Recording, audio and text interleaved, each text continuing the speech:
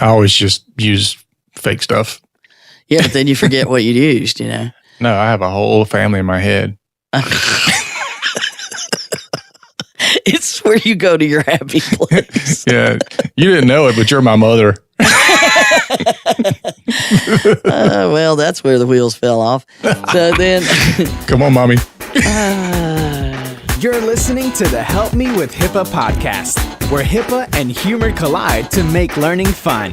Your delightful hosts are Donna Grindle and David Sims. Relax. HIPAA help is on the way. Welcome to the Help Me with HIPAA podcast. My name is David Sims of HIPAA for MSPs, and joining me is Donna Grindle of Carding Compliance. Good morning, Donna. Good morning, David. Yeah, you got that coffee down. I know. I just finished that second cup. That's all I needed. Yeah, so, we didn't get to record last week because of the holidays. Mm-hmm. So, we'll have to see if we got a little bit of rust from having a week off. Yeah, we always a little rusty, but it'll be all right. Yeah, as long as you can't hear it in the microphone. So, let's dive into our normal format of where you going to be. I have the Georgia and South Carolina Association of Ambulatory Surgical Center. So it's really complicated to say. Georgia, South Carolina Ambulatory Surgical Center Association Joint Semi-Annual Conference and Trade Show. Boom. See, now that's why I stumble a tish. And that's February 16th here in the ATL. And I've got another one that I think is going to be on February 22nd, but I don't have enough information yet to commit to that one. And then April the 22nd through the 25th, going to be in Newport Beach, Cali, speaking at the JAWS Society Annual Conference, which is the Oral and Maxillofacial Administrators. Nice. I know. So you want to send us some pictures of you running up down Newport Beach? Like jump up in the air and snap a picture? Yeah, that'll be me. With my feet up, bent backwards. Yeah, exactly. Cheerleading stance. I know. I have it pictured. It's hilarious. I'll send you a Bitmoji with that, okay? You do that. All right. So we're having some people ask about the boot camp, and I don't think we have anything committed yet to the next one. But if you're interested in learning more about the boot camp and requesting one in your area, you can go to helpmewithhipaa.com/bootcamp. We've also had people want to be part of Help Me with HIPAA. So if that's you, you can also become a Patreon at helpmewithhipaa.com/give. And Donna, you have some interesting information about our app. See, I knew you wouldn't be able to tell it. So one of the things that we told you is once we came out with our apps, and you can find us in the App Store, the Google Play Store, that we were going to start offering additional features because the app had some cool stuff we could do. So now if you get the app, and when you are listening to an episode, you'll see a cool little gift box. And if you tap the gift box, it'll bring up a PDF that you can just email yourself or whatever the options are on your mobile device. But it gives you perfect documentation to put in your compliance documentation that you listen to the training. It gives you the agenda, a little bit of our show notes of what we're talking about, and makes for perfect training documentation. So if you're not using the app, you can't get it. But if you are using the app, look for the little gift box right there when you're listening. It'll be right above the play. Very cool. It's a gift. I know. There's your Christmas present right there. That's it. Very cool. Hey, guess what? If you want to like us or review us on Facebook, you can do so at facebook.com/helpmewithhipaa. Or LinkedIn. Yeah. Whichever one you use the most. Or MySpace. Don't you even go there. So we're going to talk about that in a minute. Don't you even go there. I know. So before we dive into the topic, we've had a long-time listener, and he loves firing off emails for some reason, typically slapping me in the face first before he gets into the topic. I love it. Thank you, George. So George writes concerning episode 131, where I talked about, or Donna talked about me being on the Pod Nuts podcast and not mentioning her name out of a 2-hour interview. Yeah. He says, happy holidays on David's Pod Nuts Pro faux pas. It's the thought that counts. Not.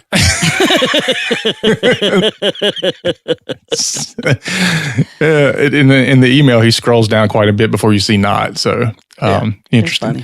So then he puts, by the way, did Donna receive some mail I sent? And I think she did. I did. Sorry, I haven't confirmed that with you. It was very nice. Thank you. Yeah, he said he wanted to make watching me now. Yeah, he said he wanted to make sure I didn't pilfer it. Yeah. See, there, another one. Just so you know, George, I don't have access to her mail. We are a couple hundred miles away from each other. He says, thanks for an excellent podcast and reference information on HIPAA compliance, especially to all the support team members in making the podcast successful. They really should be mentioned on the website. Just the first name's okay. Currently, it looks like it's just Donna and David doing all the work. I know that's not the case. So, George, as I stick my tongue out at you, it is just me and Donna doing all the work. Oh, we do have Bo. With the exception of our audio editor, which he probably has the hardest job.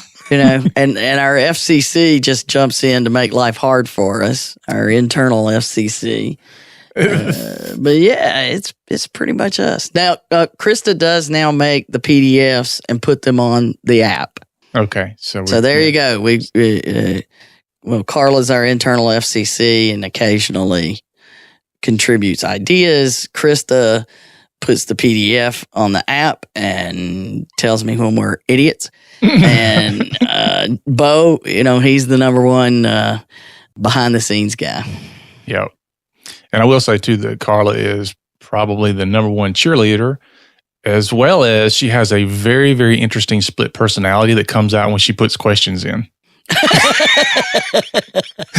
She'll understand what I'm saying when she hears this. Yeah, she'll get that. So thanks, George, for the email, and I'm sure you'll find some way to poke at me again. Yeah, I'm loving it. Bring it on. Say my name. Yeah. So Donna gets an opportunity to be on a podcast here in the next week or so, I guess. And I'm going to be on Rebecca Latches. I can't ever say it. I'm going to screw it. Latches. Yeah. On the Compliance Mastermind. She's asked me to be on the podcast, and I told David I was not going to say his name. There you go. I know. It's a dish best served cold. Alrighty then. All right. So today we're going to jump into a very interesting study that Google did talking about data breaches and phishing and malware. You know how we love talking about a lot of kind of stuff. But we're going to go over 5 specific things that came out of that study, which I think a lot of it's kind of shocking even for us. I know. It's sad and shocking and like, really? All that. Yeah. And then at the end, we'll give you 4 things you can do to combat the problems that we're going to bring to you. The problems that the study brought up, we will give you at least 4 things you could be doing to make this not be your biggest problem. Mm-hmm. Although it's really all our biggest problems based on this study. Yeah, no kidding. So, of course, we'll give you the link to the study so that you can do your own review. You don't have to take our word for it. But, that's our job, is to report on our opinions. And we all know about opinions. Yep. Everybody's got one. So the report, Data Breaches, Phishing, or Malware, Understanding the Risks of Stolen Credentials. Now, this was done by Google, the University of California, Berkeley, and the International Computer Science Institute. So we're not talking about some marketing piece. This was a formal research paper. Mm-hmm. That was a year-long study. So from March 2016 to March 2017, they were gathering data. And they followed hacker methods. They set up honeypots. There's all that detail if you're the nerd and you want to see how it all worked. It's pretty cool how they went about it. There's pros and cons to everything. And, as I mentioned on opinions, nerds tend to have like 5 of them. But you never know. But the bottom line is this took a lot of work but the information is pretty scary. So they went out and said on the darknet sites, we're going to go look for where email addresses are for sale. And we're going to track what happens with some of these things and to see the phishing kits. And so they were evaluating phishing kits, keyloggers, and data leaks. But the bottom line is it's like the phishing kits, phishing kits were dramatically more of them than anything else, like thousands and millions more. So thousands and millions. Thousands more kits, millions more people. Gotcha. All right. Just wondering how you made that jump. So 12.4 million they determined to be potential victims of phishing kits out of the 1.9 billion usernames and passwords that were exposed by data breaches that they found out there. Mm-hmm. So not tiny. Right. You know, this is big time. This is where you got to say, it's going to take another year for somebody to try to say they're wrong and prove it. I know. Yeah. So we plucked 5 points from the study that we believe are key things that we should make us all worry about doing more to prevent phishing. 2018, it's not going to get better, folks. It's getting worse every single year, and it will continue to get worse until we get better at blocking them. Yeah.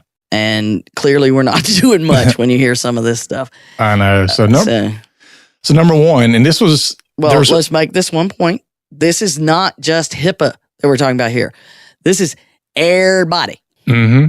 Everybody needs to worry about these things. So the HIPAA should help you prevent them if you do. Go. Number one. Yeah. So this is where we do the Help Me With Everything show. Yeah.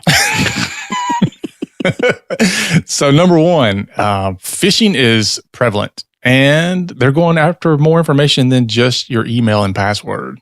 And this one, yeah, part of it kind of scary. I ain't gonna lie. Yeah.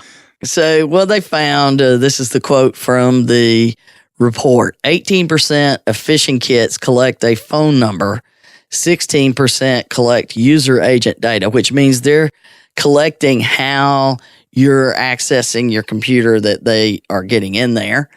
And that also compromises like the operating system, the version of software, the web browser, all kinds of stuff about you.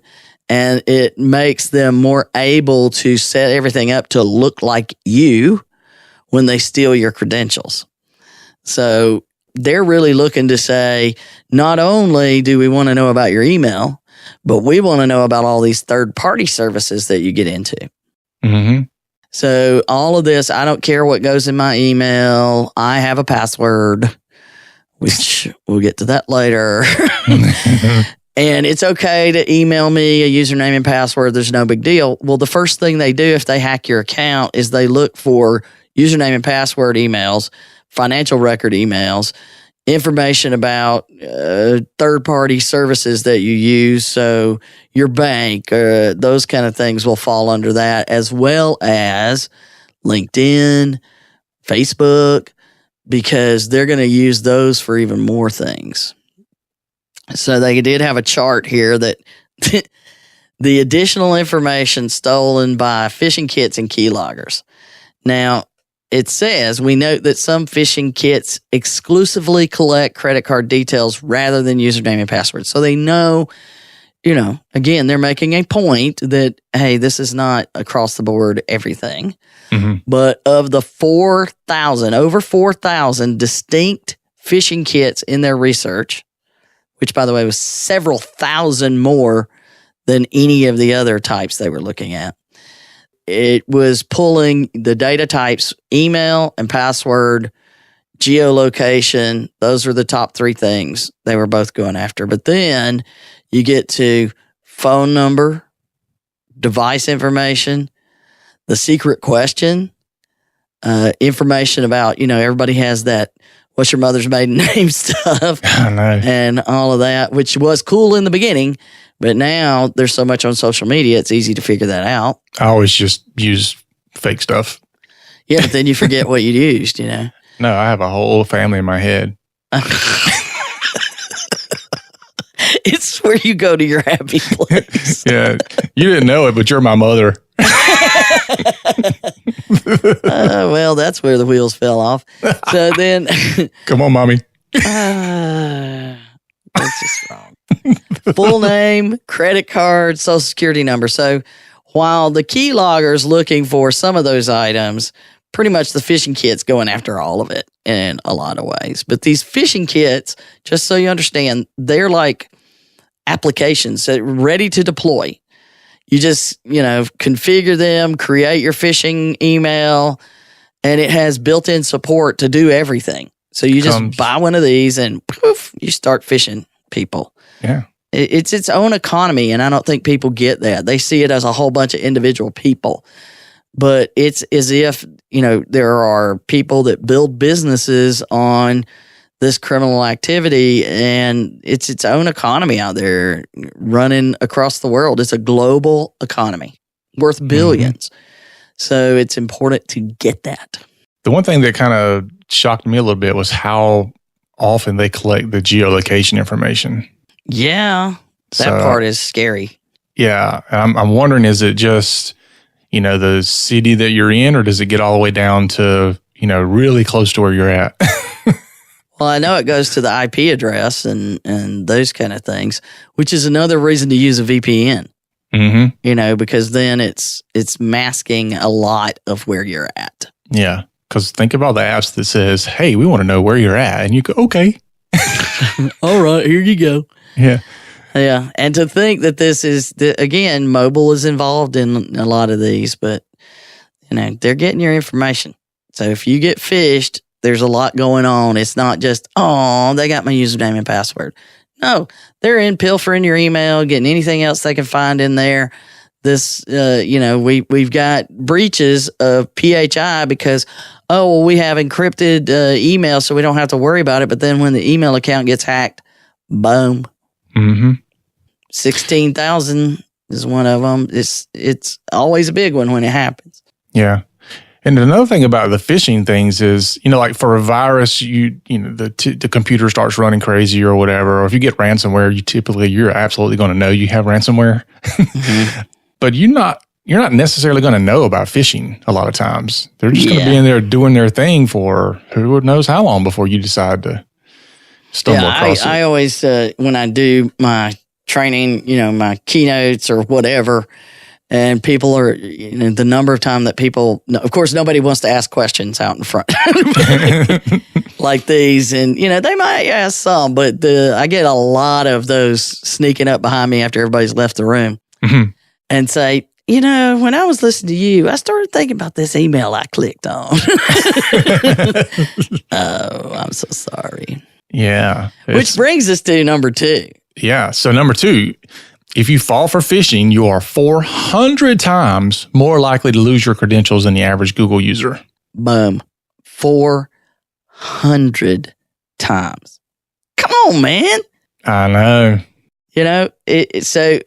We know that after using the Cardin phishing campaign, our Cardin phishing trip, yeah, where we fish you and actively evaluate what's going on and try these different things.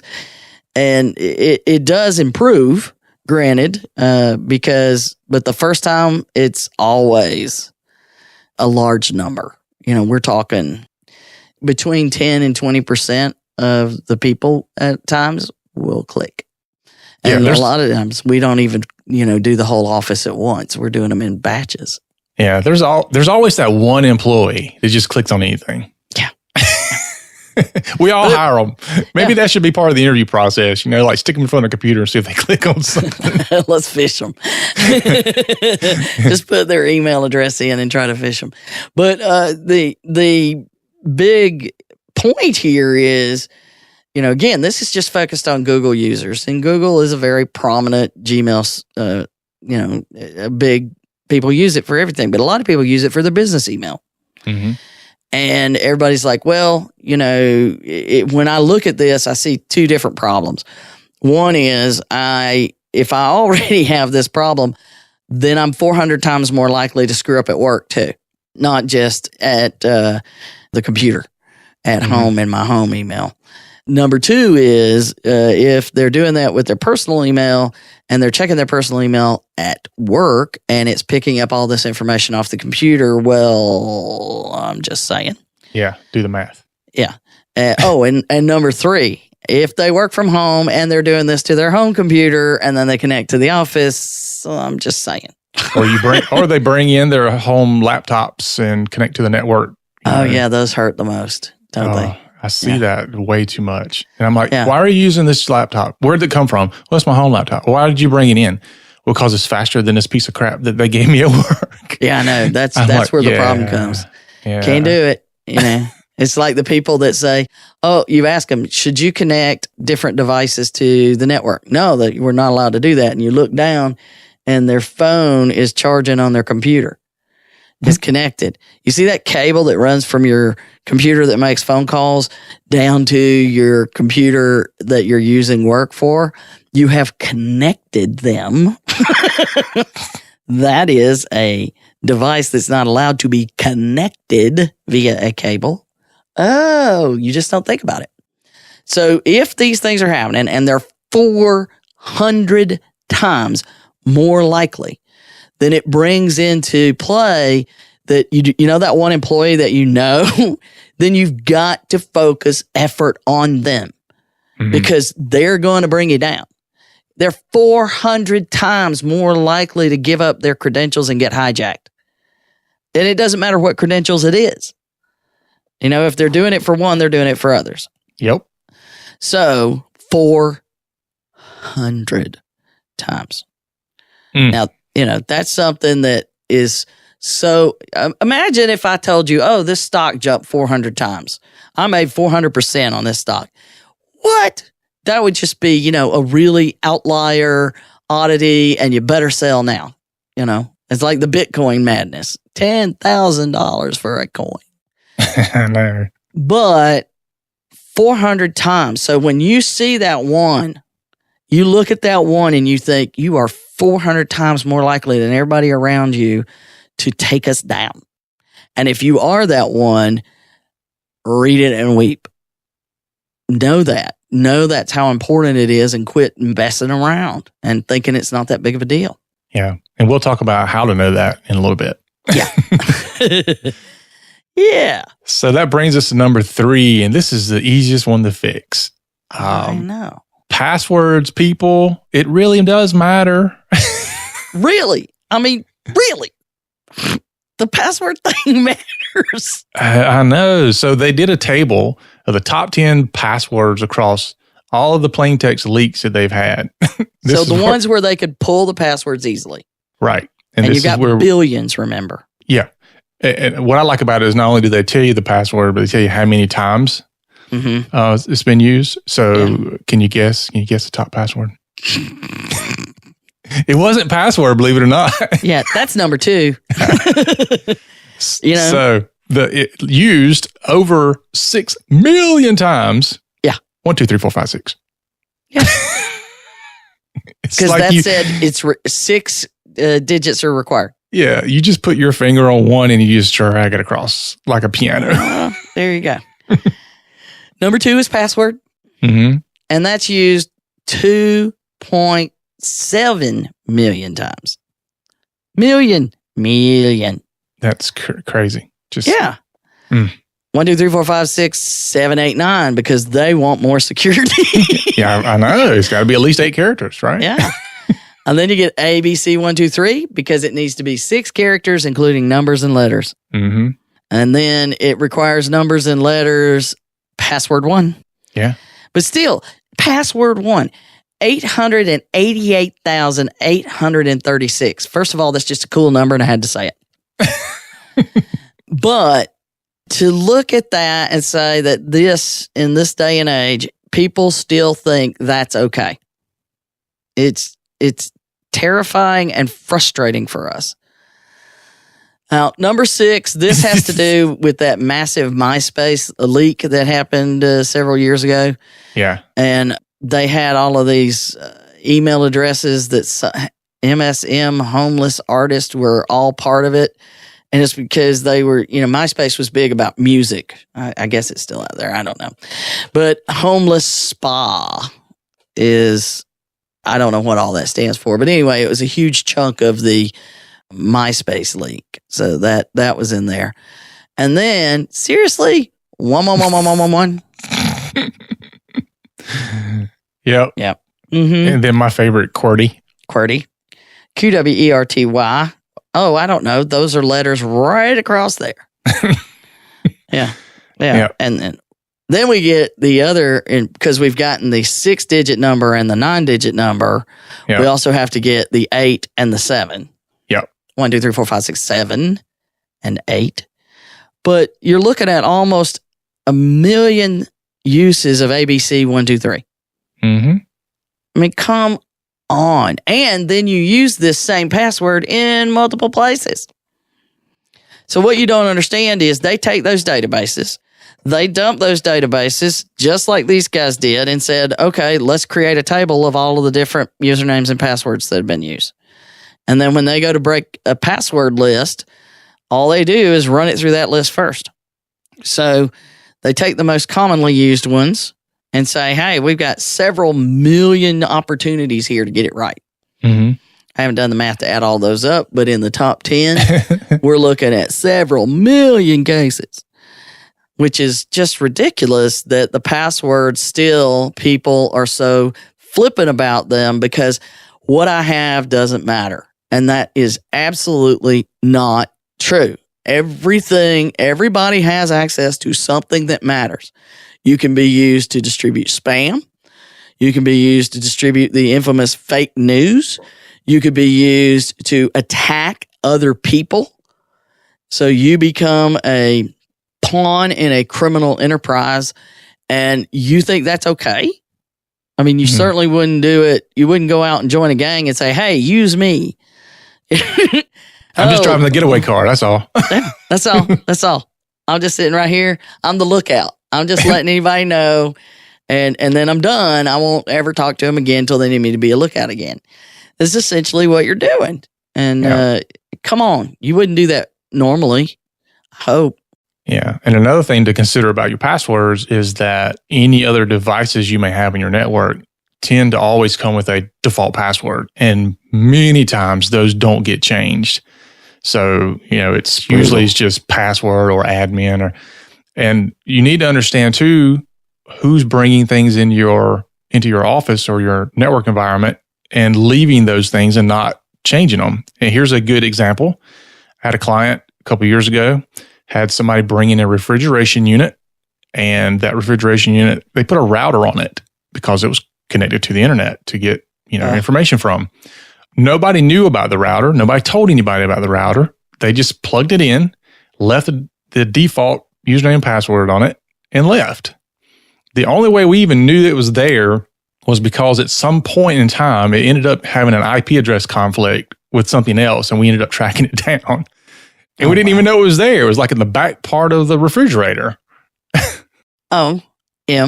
It's just Absolutely. there. You just have to figure it out and find it. And the number of those cases are going to only increase as the IoT thing continues because what's the Wi-Fi password? And I'm in. And we're going to have layers and layers of Wi-Fi networks now. You got guests, and then you got employees that can't be trusted. And then you got employees that we can trust a little bit. And then the IT people, which maybe shouldn't be trusted, but they've got to be. And then those of us who are terrified and we hang out in our own little segmented network. I got a Ring doorbell and it's making me paranoid. I'm sitting here trying to figure out how can I isolate this? What should I do? Should I put it on its own thing? But I really need the Ring doorbell. Yeah, I know when you come home, by the way. All right, number 4. Number 4, another interesting point is that the hacker tools haven't really changed since the mid-2000s. Yeah. How about that? They find that they really are, other than some fine, little tweaks here and there, it's the same software, same tools, because we keep doing it. We keep doing the same. Yeah. We're not getting it. Now, part of that may have to do, there's more people, that's a lot. So that what worked years ago on somebody that was just getting on the internet will still work on somebody that's just getting on the internet. Yep. So you've got that. Then you've got, it's just a broader attack surface. When you've got the kids that are toddlers on the internet, all the way up to people that are 100 years old and older on the internet, because people do it. Yeah. And, they're interested, or they want to be connected, or they need it, or they're connected and they don't even know it, like with stuff in their house that the kids put in.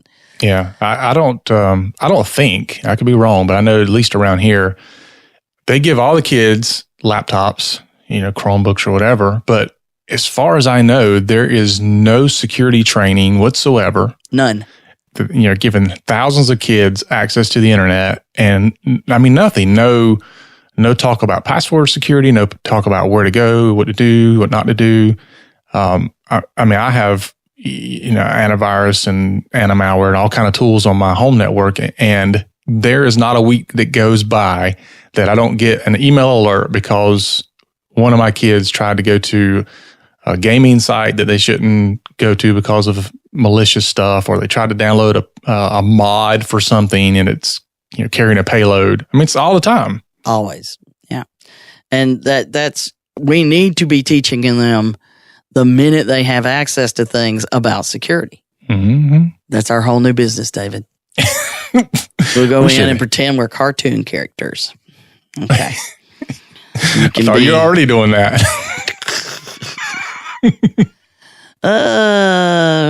Punch and Judy show. All right, so no, I didn't watch that. I wasn't old enough to, I haven't been around that long, but I did see reruns of it. Okay, so clearly, if we don't do better, they don't have to work harder. And if they're not having to work harder, that's a bad sign. And we are adding capabilities from a technological standpoint to block a lot of this. And it still doesn't require them to do anything different. And from a technical standpoint, we've done a lot of things to try to block these things and stop them. But it's so easy to get around those when all you're doing is sending an innocuous email. Yep.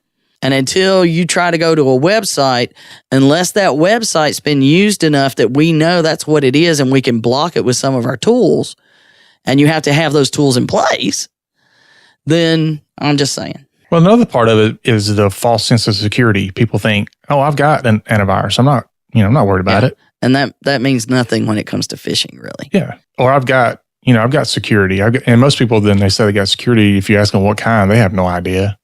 Mm-hmm. I had one guy was like, "I'm not worried about viruses. I have encryption." I'm like, what does that have to do? I was like, well, okay. That means nothing. Yeah. So then we get to, it's the people, that's it. It's the people. We have to do better getting people to understand they're not secure. Mm-hmm. And even when you preach, there's a reason that on my father-in-law's iPad, there's parental controls because, they can't always understand how badly people, there's a human nature thing to believe that if you're going to give me weather alerts and that's what you say you're going to do, then weather alerts is what I'm going to get. Mm-hmm. When in all actuality, you'll never see a weather alert. What you're getting is you're being turned into spam, or it's any number of things that have taken over your device. So, yeah. That being said, let's move to number 5, which is even more frustrating. Yeah, it is. So, if by chance you are hacked or phished, you can't just keep going along like nothing's happened, keep doing the same thing, expecting different results. I know. It's kind of like it's okay. So this one, even if people realize they've been compromised, however, many rarely take action to improve their defenses. And the quote was, "Our own results indicate that less than 3.1% who fall victim to hijacking subsequently enable any form of two-factor authentication after recovering their account. Less than 3.1%. Yeah. Wow. So, I mean, they're not doing anything to change anything. They just get back in and keep going, which again, 400 times more likely. Yeah. Here's why.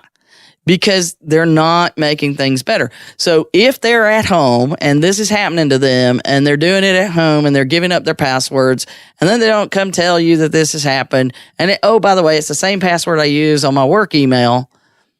It's not going to take long, before their work email is under attack and you've got to put some things in place. Or even worse, those phishing attempts happen at work on their home email via a browser. Mm-hmm. So again, you can't just keep going. It's like you've already learned that is hot. Don't put your hand on it. And there's a 97% chance you'll do it again. That's when you have to go, okay, we have some issues here. We might need to get you checked out. Yeah. If you keep showing up at the emergency room with your hand scalded, they're going to start questioning you. Yet nobody questions whether or not this is a problem. They'll show up at the emergency room for the IT people and we fix it. And then here they come again. And it's like, we can't make you do these things on your own stuff. But you know what? The providers could, but they just don't. Yeah. But you know what we hear, right? As IT people, we hear this. It's not convenient. No, yeah. Well, we hear that too. But no, what we hear is this cannot keep happening. You need to stop this. That's right. You need to stop me from clicking on stuff. All right, well, I'm going to lock you down. What do you want to be allowed to click on? Well, anything. No, not going to work that way. Yeah. So it's, every click, we have to approve it. You want to go there? Because that's where we're going. And talk about parental controls and Big Brother. I mean, come on. I want my freedom of speech. I want my freedom to do things, but you better stop me from doing anything that's wrong. Yeah. So do I need to get on you need to have a license to be on the information superhighway rant? No, let's don't go there. But you can get on there. You want to get your soapbox out, you go right ahead. No. Let's tell the folks how they can combat all these problems. Yeah. Here's your 4 ways that we are throwing out here and by the way, mitigation is part of the report of things you can do. And this is mostly covered in there, but done in research paper terminology, which is why it said mitigate instead of how can you stop this stuff from happening? Right. Number 1, what is always going to be our number 1 thing you should do, David? It is absolutely always going to be training. I know. By the time people finish our boot camp, we always are like, have you caught on to the fact that we think training's important?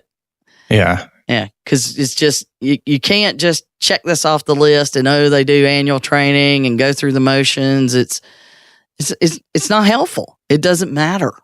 No. I mean, anybody who'll tell you who's been to the boot camps, if you say anything about annual training, my eyes will completely roll to the back of my head. I know. It's just annual training, and all we're going to do is give you some generic slides every single year. What does HIPAA say? Not helpful. No.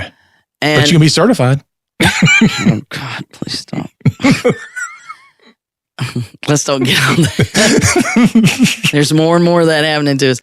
But that you think that security awareness training only has to be done once. Or all I have to do is send an email. Hey, everybody, remember not to click. It has to be a constant onslaught. 400 times more likely.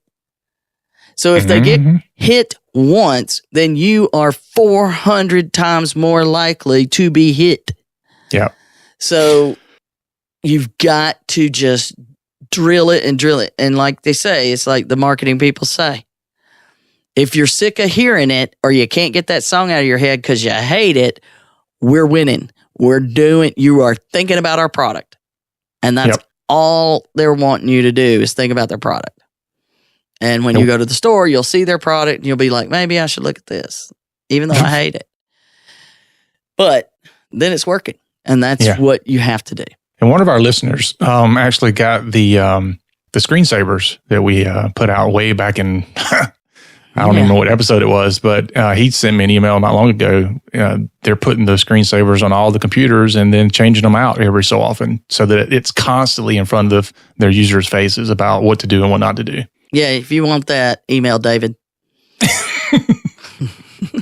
Shoot me an email. Shoot him an email. It has to say her name, give me the spreadsheet. Give me the screensaver. Can be, but say her name. Please. So number 2, and this is where we talked about earlier, where I was going to tell you how you can figure out who your problem employees are. Mm-hmm. And that is by doing simulated testing. Right. Because,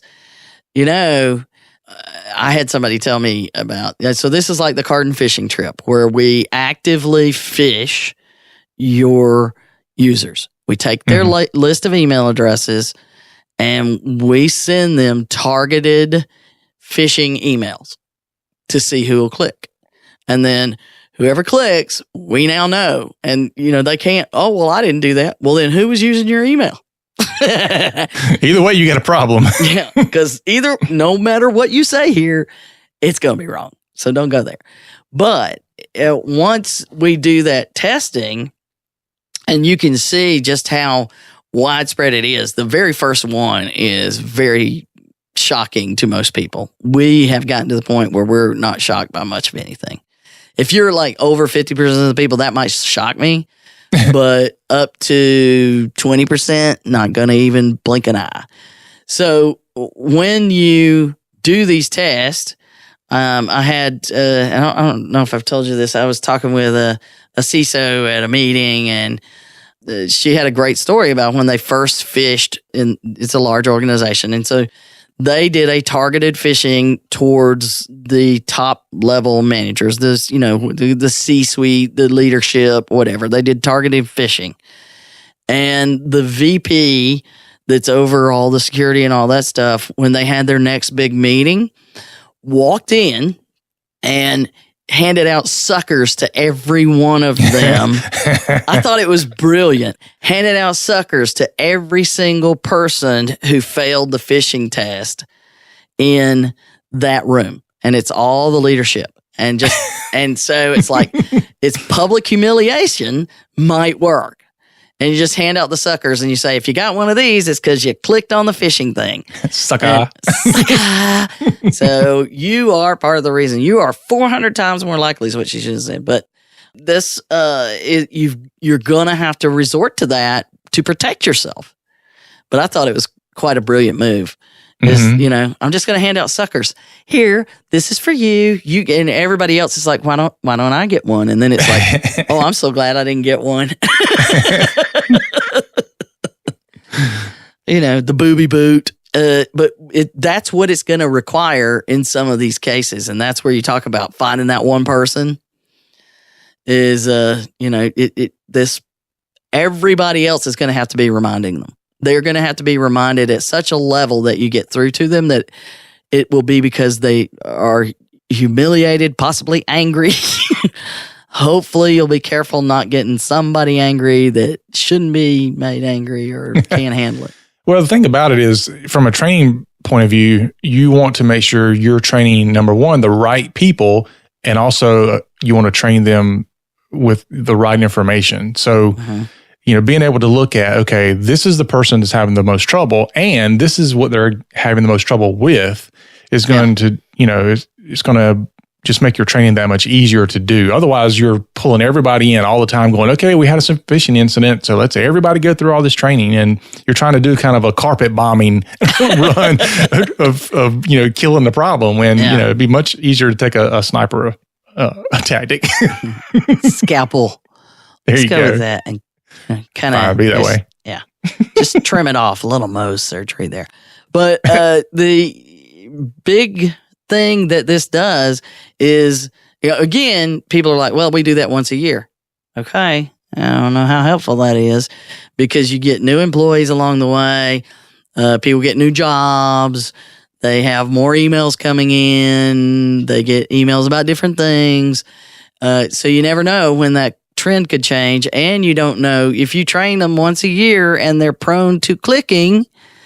Again, it becomes a problem. So it has to be something that you're doing kind of quarterly. I mean, it's not like constant necessarily, but you don't want people to expect it. You don't want to do everybody at the same time. You want to kind of spread it out and do a few here and a few there and see what happens. So it's definitely very effective. And we have had interesting results doing it once we started it. It's pretty cool. So the card and fishing trip is one of our favorite things. Who are we fishing today? All right, number 3. Number 3, use two-factor authentication. Okay, we have a whole episode trying to talk about two-factor authentication. It's about something you know and something you have. So your mobile device, everybody wants it to be a fingerprint, your face, an eyeball, whatever. We're not quite there yet. Those are expensive. But using your mobile device, and I prefer not the ones that are going to send you a text message, but the ones that use an app, an authenticator app. That's a whole lot harder to break. Yeah. And, it's an extra step. Security's not convenient. Yeah. I mean, I mumble about it every time I have to go get my phone because wherever I'm at, it's not. But it's not convenient is what we mumble as we go. Yeah. We're actually dealing with something in our office right now where we're trying to find a better way to handle some of our things that we have 2FA on so that employees don't have to call me and say, can you give me the code? Well, I've read somewhere that you can have 2 different mobile devices scan the same QR code. Yeah, we're thinking we're going to put like a central mobile device in the office. So, anybody can grab the codes off that. I don't know. Anyway, thinking out loud. Yeah. Anyway, but see, we're not saying we're going to stop using 2FA. What we're saying is we're going to find a way to still secure it. That's important, people. Listen closely. Yes. Which then takes us to number 4, password managers. Yeah, this is such an easy one. I don't get it. I don't get why people are not using password managers still. Because there's a learning curve of about a week, and they don't like dealing with it. Yeah. But this thing generates passwords that will never be on that list and keeps up with it for you so you don't have to. And you have one password that is only used for the password manager. And the password manager has two-factor authentication, preferably with an app included. And you set that up and everything gets encrypted and all those kind of things. And no, they're not going to be perfect, but I guarantee you it is going to be better than every other solution that most people have. The password keeper book. Yeah. The Bible, the password Bible. Yeah. Well, they sell that. In Christmas time, you'll see it everywhere. Get the password keeper book, the log book. I love Ellen DeGeneres has a video. It's a password keeper. Yeah, I actually had the guy tell me not long ago that I don't have to worry about this being hacked. Okay. Yeah. Burn up in the fire, not be with you, get lost, get stolen, insider threats. Okay. Yeah, and it can keep more than just passwords. Like, in mine, I use LastPass. I like LastPass, use it for years. I keep other things. I keep social security numbers and things like that. Sometimes I keep encryption keys in there. So it's more than just for passwords. Software license keys, we keep those in there. I mean, there's tons of stuff. Yeah. And the cool thing I like about it from a top-down perspective is that I don't have to give my employees passwords. Right. If I have, a site that I want them to go to, then I just share that with them. But they don't know the passwords, but they can still use the site. Because I have had, and I'm sure you have too, Donna, I've had clients who have people who are outgoing employees that have all the passwords to everything they need to log into for their company. Oh, yeah. And nothing gets changed when they leave. We just talked about that case before, didn't we? I know. There you go. You got 4 ways to try and combat this onslaught of it's the people, because we're going to have to manage it at the people level. We're doing don't think it's not happening at the technology level, but there's only so much the technology can do. These things are popping up on a daily basis. Sometimes, they'll use one until they see it hit the block list, and they'll leave it sitting there in case you don't use the block list, and then they'll immediately create another one and roll out a whole nother list. Mm-hmm. So, all right, well, I'm done with this. All right, so just to recap, number one, phishing is getting you more than just your email and passwords. Number two, if you fall for phishing, you are 400 times more likely to get hit again. And make sure you look at your passwords. They matter. Number four, hacker tools hadn't changed much, which means you aren't doing much either. And number five, if you get hacked, please do things, change things, do something different. And the 4 ways we talked about combating this stuff is number 1, training. Number 2, simulated testing. Number 3, two-factor authentication. Number 4, using password managers. All right. Anything else? Nice review, David. Good job. I know. Awesome. So that's our show for today, folks. We want to thank you for listening. And don't forget, you can head over and grab our app and check out all the new stuff with that. You can also visit our website, helpmewithhippa.com. Visit our Facebook page and LinkedIn and anywhere else. Leave us a review, please, because it helps other people find us. And we like that. So for Donna and myself, remember, HIPAA's not about compliance. It's about patient care. You've been listening to the Help Me with HIPAA podcast, hosted by Donna Grindle and David Sims. The show created to help you with HIPAA. For more information or to ask us a question, visit our website at helpmewithhipaa.com. Neither Donna Grindle or David Sims are attorneys, and they do not offer binding legal advice concerning regulatory compliance. The information in this podcast should not be relied upon or construed as legal advice in any way. Consult your attorney for legal advice concerning compliance with HIPAA regulations.